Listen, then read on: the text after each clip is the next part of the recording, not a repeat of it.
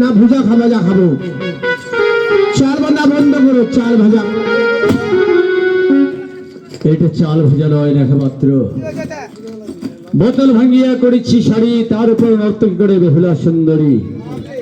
কাচের উপর যখন নর্তকী করে তখন কাজগুলো ভেঙে যাচ্ছে টুকরো হয়ে। বেশ, তোমার নর্তকীতে আমি সন্তুষ্ট হয়েছি মা বেহুলা।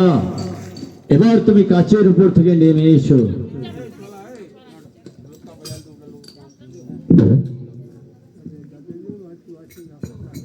মহারাজ বলো।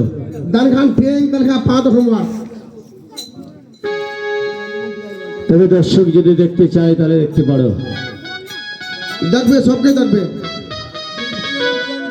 मैं দেখা গেল দেখা এখান পার খুন, এখান পা দেখা,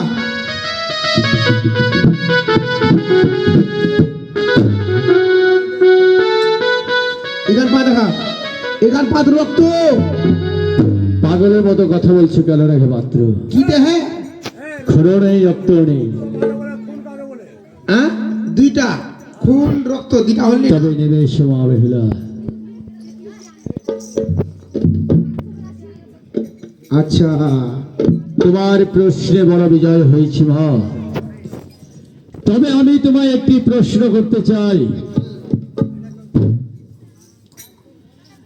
তুমি আমার প্রশ্নের উত্তর দিয়ে তুমি ফিরে যাবে তোমার রাজপ্রাসাদে। বলো কি গো? তবে বলো মা, বেদ, পুরাণ, কুরআন এই তিনটি জিনিসের মধ্যে কি নেই? বেদ আর পুরাণ আর কোরআন শরীফটাকে বলে। হ্যাঁ, এদের মধ্যে সত্য ছাড়া মিথ্যা নেই। বেশ, খুব সুন্দর প্রশ্নের উত্তর দিয়েছ। তবে আর বিলম্ব আমি করতে চাই না। তবে এবার আমার পরিচয় দিয়ে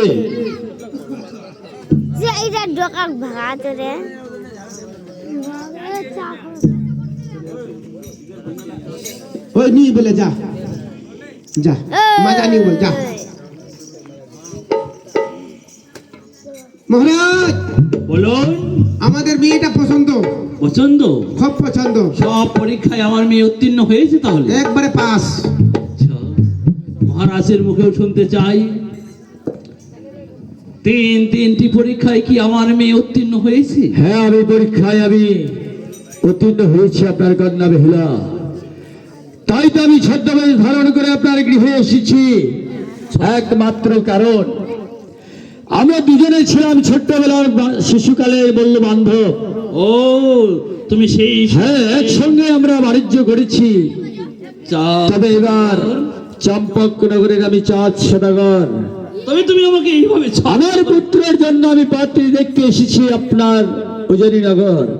তাই তো আপনার কন্যা দেখে আমায় পছন্দ হয়েছে। তবে এই বিবাহে আপনি মত আছেন কিনা আমি জানতে চাই। মত আছে, আমি তো আছি বন্ধু, কিন্তু তুমি এইভাবে আমার গৃহে এসে ছলনা কেন করলে? একমাত্র ছড়া করার উদ্দেশ্য, হয়তো যদি আপনি আমাকে, যদি আপনার কন্যা যদি আমার পুত্র লক্ষের সঙ্গে বিবাহ না দেন, যার জন্য আমি চম্পকনগর থেকে আমি ছদ্মবেশ ধারণ করে আপনার গৃহে এসেছি। তুমি তুমি আর বন্ধু হিসাবে তুমি অনেক বড় ভুল করেছো।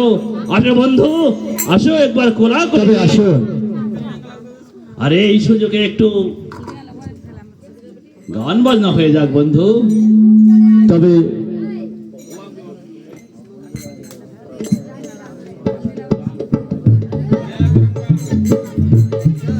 তবে এই বিবাহে যখন আপনি মত আছেন, তবে আমি বিবাহ দিনখানা আমি ধার্য করে আমি যেতে চাই।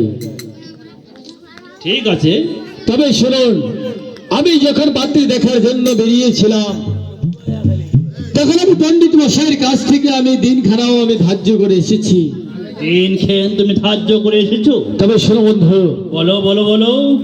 সোমবারে অধিবাস, মঙ্গলবারে শুভ বিবাহ, বুধবার দিন আমি আমার পুত্রকে বিবাহ দিয়ে আমি ফিরে যাব আমার রাজ প্রাসাদে। ওই 3 দিনে মাত্র, কিন্তু আমার বড় সময় আশা, খুব উত্তীর্ণ, কিন্তু আমার বড় আশা 7 দিন পর্যন্ত হবে আমার বাড়িতে ধুমধাম আর বিয়ের আসর।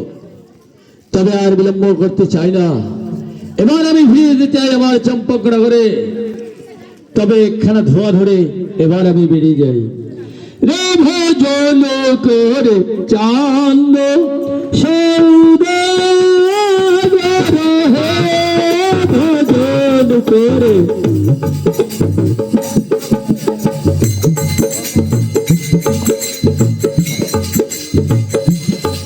বন্ধু একটু সুরা পান করলে হয় না? ভজন করে